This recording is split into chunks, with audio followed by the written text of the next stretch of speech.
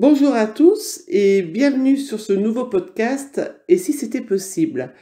Vous connaissez le principe, pour ceux qui ont l'habitude d'écouter, on met en avant des intervenants ou en tout cas on peut faire gage de leur honnêteté dans leur travail et ce qui est plaisant, c'est de savoir sur des méthodes différentes, le bien-être que ça peut apporter. Et finalement, si d'écouter profondément ce qui nous parle nous rendait peut-être plus forts face aux difficultés de notre vie, c'est exactement un sujet que nous allons aujourd'hui aborder avec Véronique Blanc-Mathieu.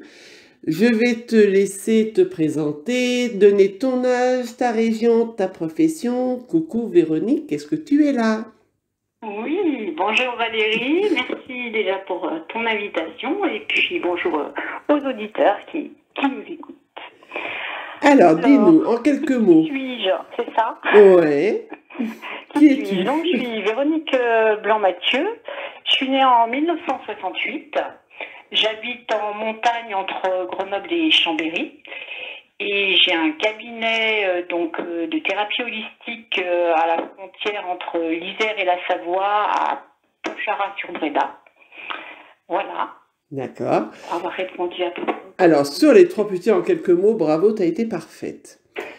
On va passer, si tu veux, maintenant et développer un peu plus du coup sur les questions qui peuvent interpeller, puis en tout cas des questions qui peuvent amener un peu plus de réponses à des personnes différentes. Et moi en premier, d'ailleurs, est-ce que tu peux nous parler de ton métier?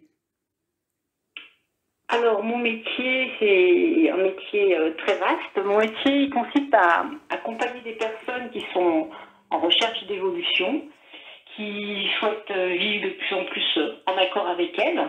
Donc je pense qu'on va en reparler par la suite. Je le nomme actuellement thérapie holistique parce que moi, mon fonctionnement, c'est d'aborder la personne dans sa globalité. Donc je pars du principe que nous sommes des êtres multidimensionnels et comme j'ai plusieurs formations, je vais regarder de façon globale quelle est la partie de la personne à aborder ce jour-là, en tout cas par quel bout je vais commencer la séance en fait. Donc c'est pour ça que je l'appelle thérapie holistique, parce que je vais vraiment aborder la personne dans sa globalité. Ça peut être donc au niveau énergétique, au niveau émotionnel, au niveau de ses mémoires familiales, de mémoires liées à son enfance, de ses projets de vie sur le futur. Ça peut être vraiment très, très global. Donc, c'est pour ça que j'appelle thérapie holistique. D'accord.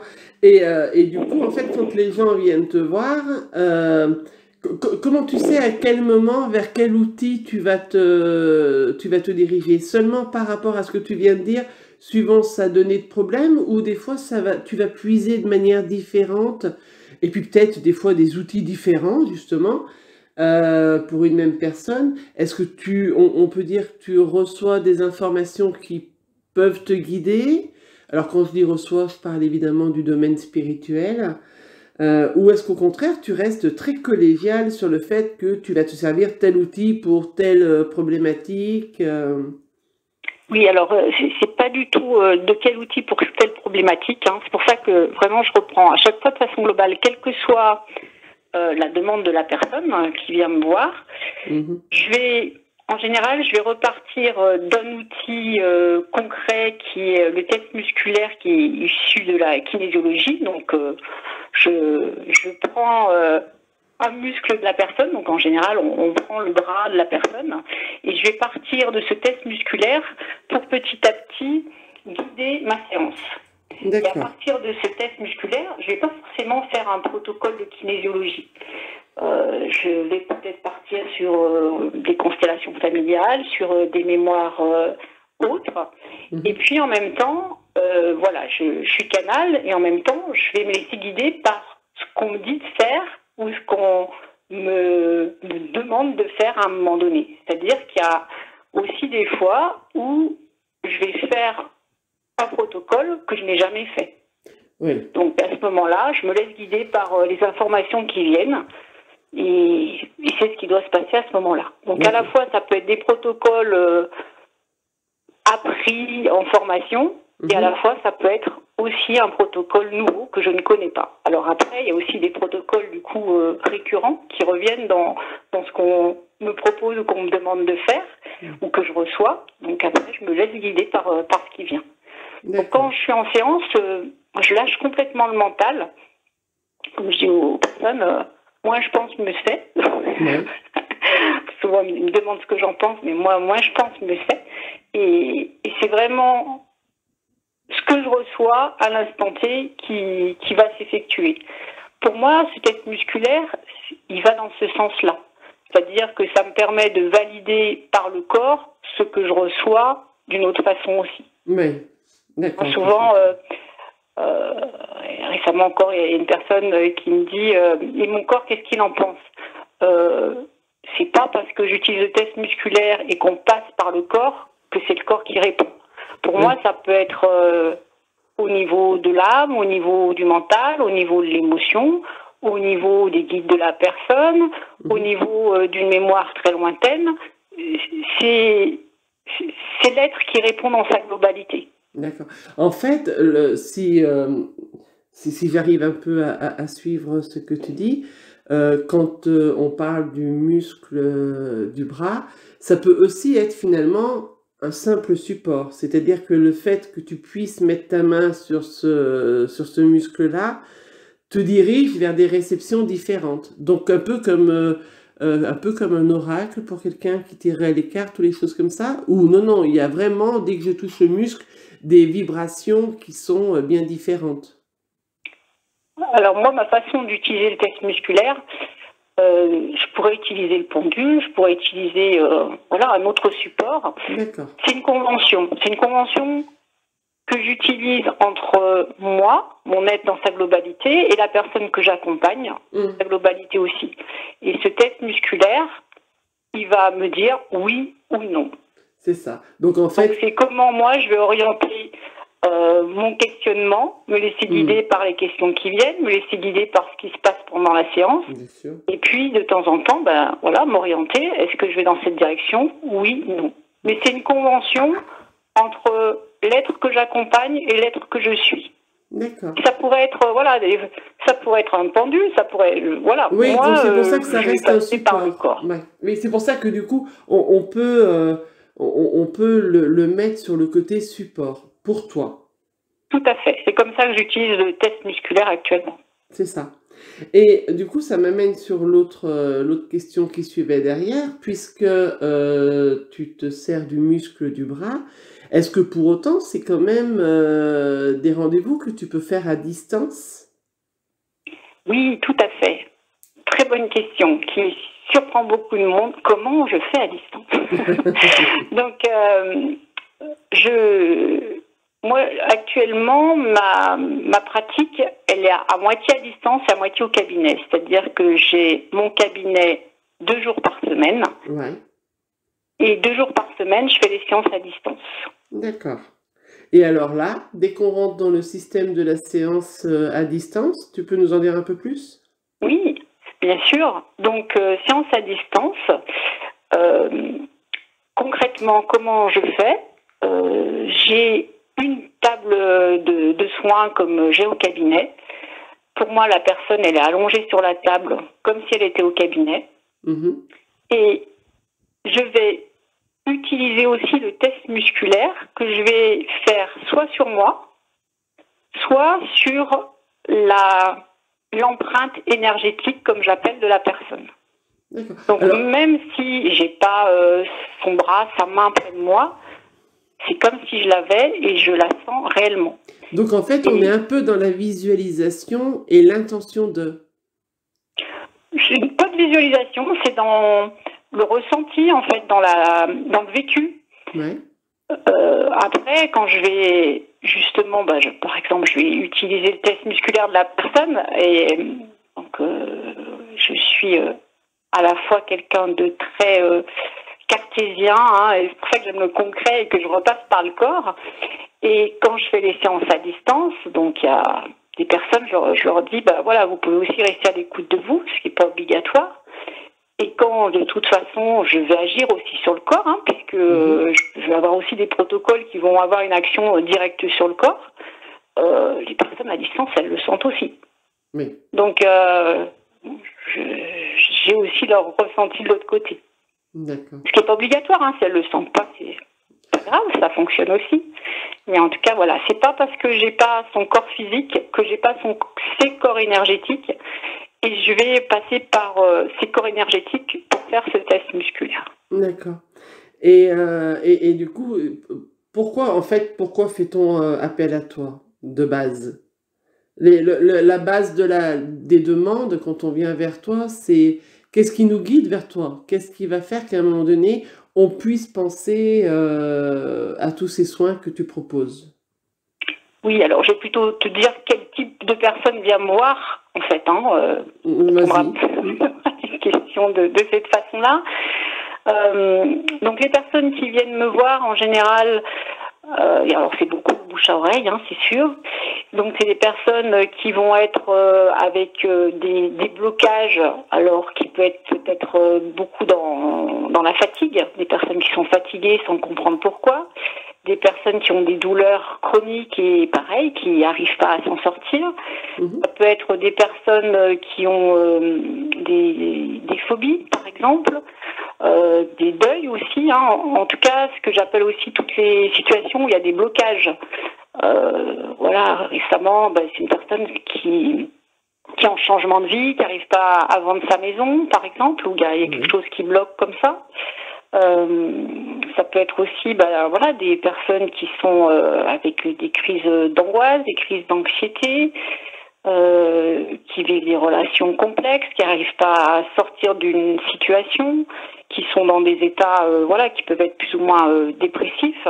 Oui. Donc là, je te parle de certains cas, hein. Enfin voilà, c'est la majorité en fait des personnes qui viennent me voir. D'accord. Après, il y a aussi des personnes qui sont en cheminement, qui souhaitent évoluer, qui souhaitent avancer sur leur chemin de vie, qui veulent ouvrir leur champ de conscience, qui sont en cheminement, en questionnement sur où ils en sont dans leur vie, envie de changer de métier, envie de changer quelque chose, sentir qu'ils ont besoin d'être accompagnés. Donc ça, c'est un autre type de personne qui vient me voir. Hein, donc je vais dire, j'ai deux types de publics, des personnes qui viennent avec une demande bien particulière sur un blocage, et puis des personnes que je vais accompagner. Alors pas forcément toutes les semaines, hein, parce que c'est pas mon fonctionnement du tout, non, avec une demande beaucoup plus sur le développement de la personne, développement personnel. D'accord. Et quels sont les bienfaits d'une séance? Alors les bienfaits, ça dépend de la demande. Tu crois pas que je vais faciliter la question? Je dis toujours aux personnes, c'est quand vous venez me voir, c'est vous qui allez me dire où c'est que vous avez envie d'aller. C'est pas moi qui vais vous emmener à tel ou tel endroit. Il y a une demande, et puis après, je vais faire mon possible pour vous accompagner dans ce sens-là. Donc les bienfaits, ça peut être, je reprends de l'énergie, c'est plus clair dans mes décisions, j'ai des douleurs qui s'apaisent. J'ai aussi plusieurs personnes que j'accompagne par rapport au corps, par rapport à la gestion du poids aussi, hein, puisque j'ai travaillé longtemps aussi avec une diététicienne. Donc voilà, c'est aussi les kilos qui baissent, par exemple, hein, ou une hygiène de vie différente, de se sentir aussi plus léger. Ça, c'est quelque chose qui arrive souvent. Alors pas forcément que le poids, mais plus léger émotionnellement, plus léger énergétiquement, des relations qui s'améliorent, des situations voilà, qui se relâchent en fait, et plus de bien-être, plus de sérénité, plus de légèreté pour avancer. D'accord. Oui, on va mettre un peu plus d'éclaircissement là-dessus parce qu'on se doit de le faire. On est bien d'accord que tu n'es pas en train de nous dire que c'est le remplacement d'un régime super efficace à la mode, mais qu'effectivement, on va pouvoir se délester des kilos émotionnels, justement, qu'on a pu prendre durant cette période compliquée. Voilà. C'est pour ça que j'ai beaucoup aussi accompagné des personnes Oui. en partenariat avec une diététicienne, parce que moi, je vais m'occuper, voilà, du côté émotionnel, du côté énergétique, des mémoires qui peuvent être liées à la famille, hein, des fidélités familiales, par exemple, si on parle du poids. Et je vais aussi aborder le côté reprogrammation, puisque voilà, c'est des comportements qui sont installés, donc comment on va reprogrammer, hein, puisque après il y a un autre fonctionnement, une nouvelle hygiène de vie. Donc moi je vais aussi avoir cette action sur remettre en place de nouveaux programmes, de nouvelles croyances, etc. Après tout l'apport plus diététique sur l'alimentation, c'est pas moi qui vais m'en occuper. Oui. Voilà, donc ça, après, voilà, c'est pour ça que je parle d'une diététicienne, d'une naturopathe, d'un médecin nutritionniste, voilà. Là, il va y avoir besoin d'une autre personne pour ce domaine-là. Oui, c'est un travail à plusieurs mains. Sur une autre dimension. En fait, c'est un travail à plusieurs mains, c'est-à-dire c'est un accompagnement et plus fluide du coup, puisque s'il y a un accompagnement sur plusieurs personnes, on peut supposer du coup que celle qui viendra vous voir pour ce problème-là sera prise en charge dans tous les domaines émotionnels, de nutrition, de stress, d'anxiété, des choses comme ça. Tout à fait. Voilà, moi je vais avoir cette partie-là. Voilà. Donc maintenant, je ne travaille pas forcément en partenariat qu'avec elle, hein, mais en tout cas, quand il y a des personnes qui viennent avec cette demande-là, je reprécise bien quelles sont mes limites. Et après, ben voilà, alors souvent, elles sont très pointues sur les régimes, hein, elles savent exactement ce qu'il faut manger, pour manger, etc. Hein, et moi, c'est pas mon domaine. Oui. Moi, je vais aborder carrément autre chose. Et souvent, elles ont déjà vu pas mal de diététiciennes, de choses comme ça. Donc ça, elles savent déjà pas mal de choses. Oui. Et alors, moi, je vais avoir un autre rapport sur délester d'autres choses, oui. À la fois délester et à la fois voilà, reprogrammer aussi une autre hygiène de vie, un autre fonctionnement. Oui, d'où l'accompagnement parfait, dirons-nous. Je ne parlais pas de perfection, l'accompagnement plus global et plus complet, voilà. Bon, allez, je te laisse le droit de dire comme ça. Mais du coup, tu as répondu un peu à la question que je vais te poser, mais ça nous permet de la rééclaircir. Est-ce que ça arrive qu'on vienne te voir pour une séance, qu'une séance soit suffisante, ou automatiquement on sait qu'on va enclencher un suivi de plusieurs séances? Et si c'est ça, est-ce qu'il y a un nombre de séances de base où on part vraiment au jour le jour? Alors moi, mon fonctionnement, quand quelqu'un prend rendez-vous, on fait un rendez-vous. S'il y a un accompagnement, ben voilà, si par exemple on prend, je sais pas, je vais prendre la personne, une personne qui vient pour un accompagnement pour le deuil, on sait que ça va pas se faire comme ça en claquement de doigts. Donc elle va venir une fois, on va faire la séance en fonction de sa demande à ce moment-là. On va faire une première étape. Après, la personne, donc soit je sens que c'est judicieux et je vais lui dire bah, ça serait peut-être bien qu'on reprenne un rendez-vous, mais vous êtes libre d'accepter ou pas, hein, voir si ça vous convient.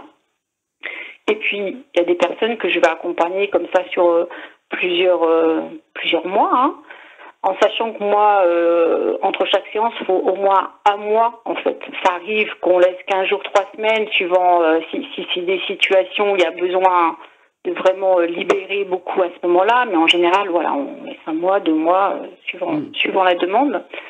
Et ça peut être qu'une fois. Bon, il y a des personnes, elles viennent une fois pour une demande précise, on fait la séance, des fois j'ai pas de nouvelles, et puis il y a des fois, enfin moi je suis installée depuis 2004, hein, donc j'ai des personnes, des fois, 5-6 ans après, elles reviennent, et elles reprennent rendez-vous en disant bah oui, mais ce qu'on avait fait, ça me suffisait en fait. Donc maintenant je reviens pour une autre demande. Donc quelle que soit la demande, c'est toujours d'une séance à l'autre. Oui. J'ai pas un planning où je vais dire à la personne bon bah par rapport à votre demande, on va se voir pendant 5 séances, pendant 3 ans, j'en sais rien. on fait une séance. À la fin de la séance, on voit ensemble est-ce qu'on reprogramme une séance ou pas. Est-ce qu'on laisse comme ça et vous me rappelez quand c'est le moment pour vous. On reste vraiment dans cet échange ensemble. Après, il y a certaines personnes que j'accompagne qui vont venir régulièrement. C'est-à-dire que voilà, elles sont plutôt dans une démarche d'évolution et on va se voir tous les 1 mois ou 2 mois pendant l'année. D'accord. Et alors du coup, je vais donner une question qui peut paraître un peu simple peut-être, mais c'est parce que je sais que quand on écoute ce style de podcast, que des fois c'est la question qui nous trotte dans la tête et on se dit zut, elle n'a pas été posée. Alors nous, on va la poser. Ben, tu es là pour ça. Ah, n'est-ce pas? Dans cette façon de travailler, est-ce qu'on est d'abord sûr d'une réussite? Est-ce qu'effectivement ça arrive que ça ne fonctionne pas? Et si ça ne fonctionne pas, pourquoi ça ne fonctionne pas sur une personne alors que pour d'autres ça aurait été peut-être la solution à prendre? Alors, ma réponse, donc, est-on assuré d'une réussite, hein, c'était un peu ça, Oui. et savoir si ça ne fonctionne pas, pourquoi. Alors, qu'est-ce que la réussite? Ça reste une autre question large. Alors, il y a la personne, quand elle arrive avec sa demande, il y a ce qui va se passer pendant la séance, et en fait, il se passe toujours ce qui doit se passer.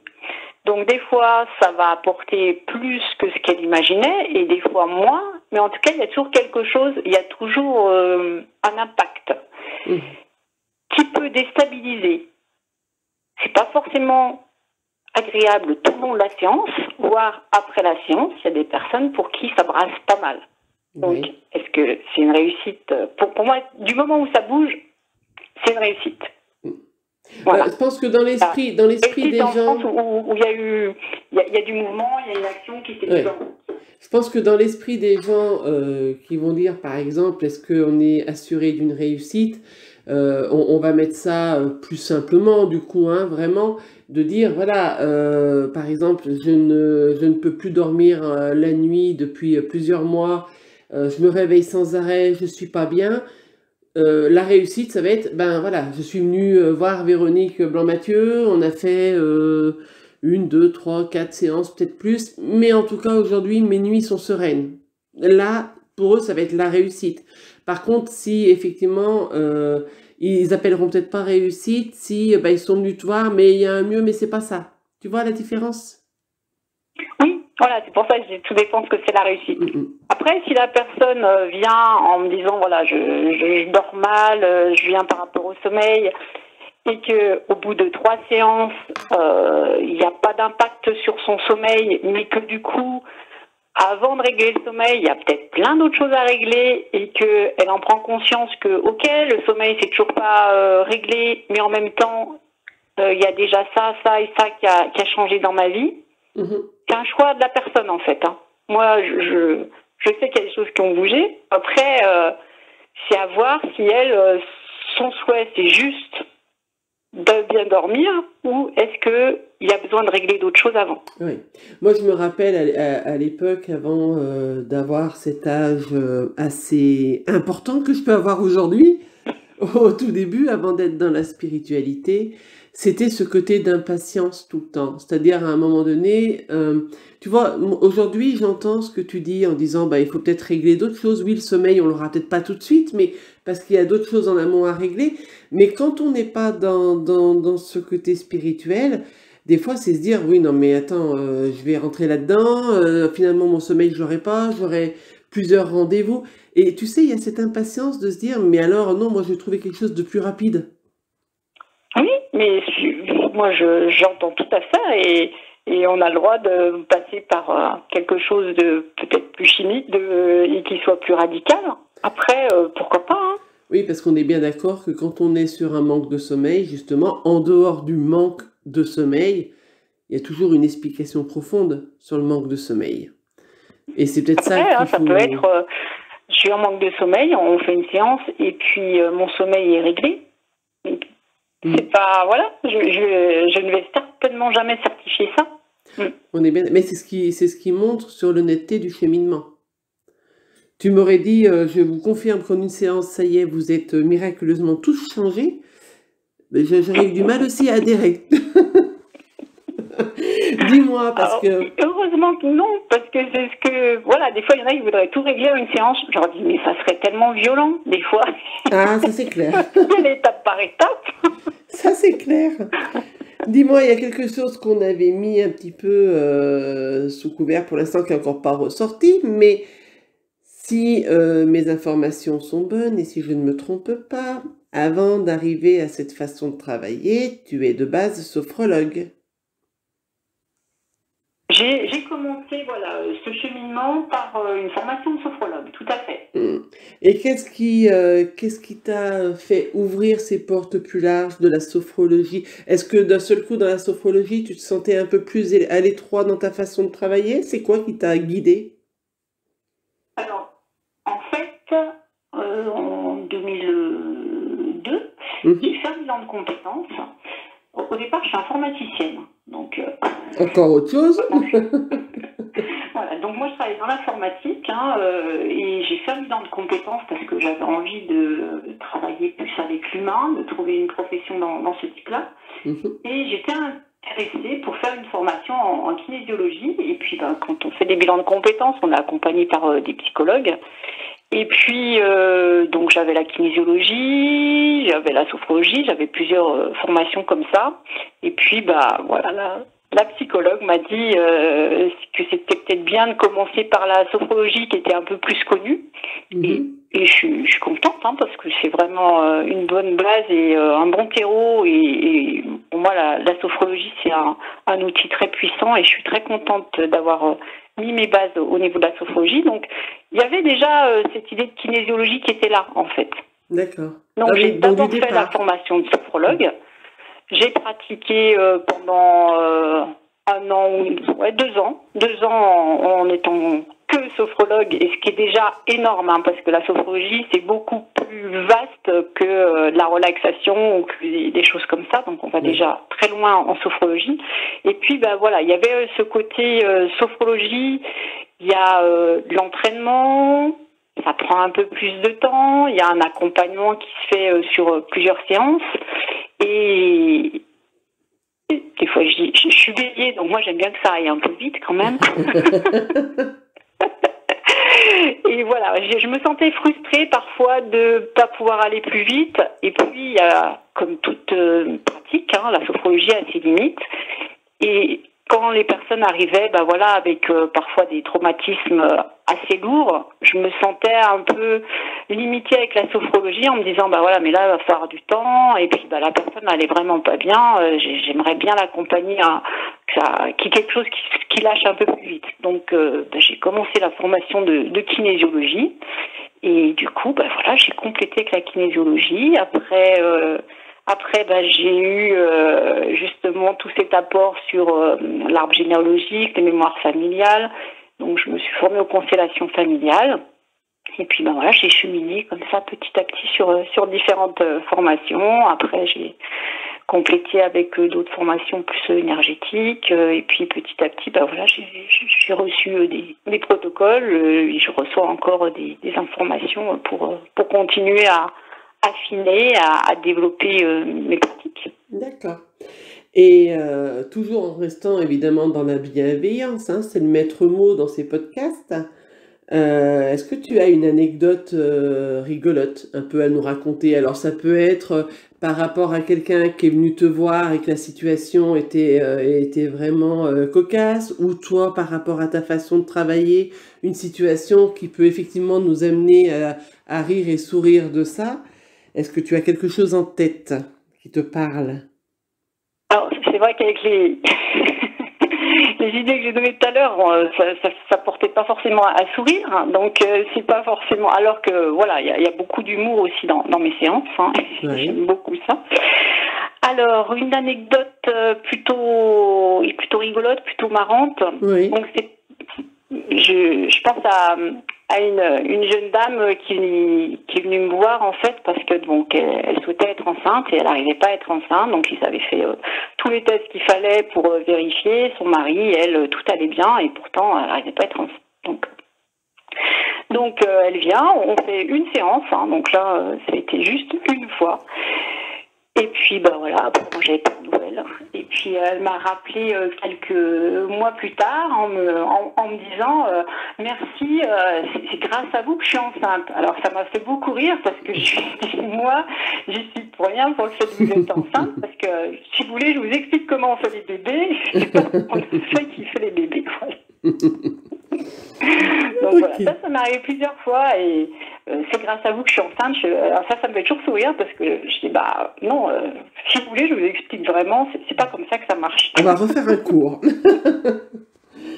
On va arriver bientôt à la fin de cette interview, le temps passe. Est-ce que dans tout ce qu'on vient de dire, il y a quelque chose sur lequel tu n'as pas pu t'exprimer, un message que tu aurais vraiment envie de faire passer, qui te semble important de faire passer? Tout ce qui te tient à cœur, c'est le moment, c'est ton instant à toi.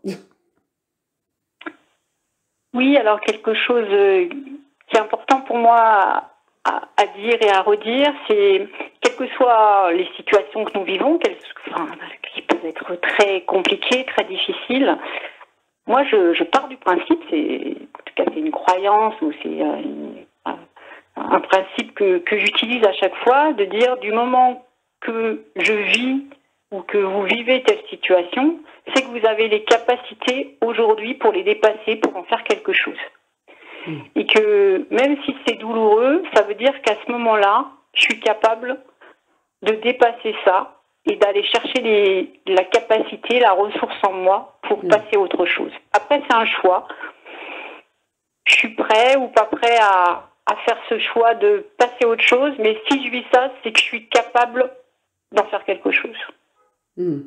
C'est très intéressant. Je me rappelle, moi, à l'époque, je disais souvent, enfin, on me disait à l'époque, et je répétais un peu bêtement avant de comprendre vraiment la phrase, que généralement, on ne traverse que ce que l'on peut supporter. C'est ça. Dans notre vie. C'est pas toujours facile à entendre quand tu es dans la tempête, mais on comprend peut-être un peu mieux quand on a traversé la tempête. Voilà, je vais pas dire supporter parce que ça veut dire que je subis, mais en tout cas, du coup, si je suis en train de vivre ça, c'est que je suis capable de le vivre, évidemment, mais je suis capable aussi de passer à autre chose avec, d'en apprendre quelque chose, que c'est une leçon de vie et que je suis prête à apprendre ça. La vie m'enseigne quelque chose et que je suis prête. C'est un très beau message, en tout cas. Je t'ai pas demandé, c'est automatiquement sur rendez-vous ou je sais pas, quelqu'un qui va pas bien t'appelle pour passer dans la journée, ou il faut vraiment fixer son rendez-vous avec toi? Alors c'est que sur rendez-vous. Voilà, c'est important de le dire aussi. Oui, parce que de toute façon, si je suis au cabinet, c'est que je suis en séance et personne peut débarquer comme ça. Et puis, à distance, je vous appelle, donc faut qu'on ait prévu. Donnez votre numéro. De toute façon, ça sera mis, bien évidemment, comme d'habitude, sous la vidéo. Il y aura tous les liens qui nous ramènent vers toi, de toute façon, Véronique. Mais là, en quelques mots, tu as quoi? Tu as un site, une page Facebook, vers quoi on peut te trouver déjà? Oui, j'ai un site, j'ai une page Facebook, j'ai YouTube aussi où j'ai mis quelques séances de sophrologie. Voilà, je sais qu'il y en a pas mal qui écoutent et qui me font des retours sur ces pratiques. Après, voilà, c'est-à-dire Facebook, site et puis YouTube. D'accord. Alors, de toute façon, tous les liens sous la vidéo, bien évidemment. Le numéro de téléphone, on le trouvera sur ton site ou sur ta page Facebook, je suppose. Tout à fait. Hein, ça m'évite de le mettre sous la vidéo, c'est quand même plus sympa qu'on aille un petit peu le chercher, ton numéro de téléphone. Oui. On arrive à la fin de cette interview. Écoute Véronique, j'espère que tu as pris autant de plaisir que moi en tout cas de la faire et de certaines personnes à l'écouter. Que ça t'a permis toi de ton côté aussi de partager peut-être d'une manière différente ton travail. Oui, merci parce que c'est vrai que c'est la première fois que je fais un podcast de cette sorte-là. Donc merci à toi pour ta confiance. Je t'en Et prie. puis j'espère avoir répondu à certaines interrogations, déjà les tiennes et puis celles des auditeurs. Alors, aux miennes, tu as répondu. Si des personnes qui écoutent ce podcast ont d'autres questions, le moyen le plus sûr, en tout cas, qu'ils aient une réponse, c'est effectivement de te contacter. Et je pense que tu prends le temps d'expliquer au téléphone, même sans forcer pour autant qu'il y ait un rendez-vous derrière, mais en tout cas d'expliquer et de rassurer la personne qui appelle. Tout à fait. Je suis toujours disponible pour expliquer et après, ça n'engage absolument rien. Voilà, ça c'est important aussi de le dire parce que très souvent on s'empêche d'appeler parce qu'on a peur d'être pris dans un engrenage qui fait que du coup elle nous fixe un rendez-vous puis on est obligé. Non, on peut aussi téléphoner, prendre des renseignements et surtout prendre le temps de réfléchir à savoir si c'est fait pour nous, si on a envie de franchir le pas et puis si on est prêt maintenant ou s'il faut attendre un petit peu. Tout à fait. Et pareil, on peut prendre un rendez-vous, ça n'engage en rien pour la suite non plus. Donc, exactement. Juste un renseignement ou un rendez-vous et c'est tout. Et c'est important de le dire et de bien le préciser à chaque fois. Tout à fait. Alors Véronique, écoute, vraiment un grand merci pour ce temps que tu nous as consacré et de ces réponses que tu nous as données. Quant à vous tous, eh bien j'espère que c'est un podcast qui aura encore éclairé un petit peu votre questionnement sur les méthodes du bien-être, sur les méthodes d'avancement personnel, d'avancement dans son émotionnel. C'est donc le podcast du mois de mars, bien évidemment.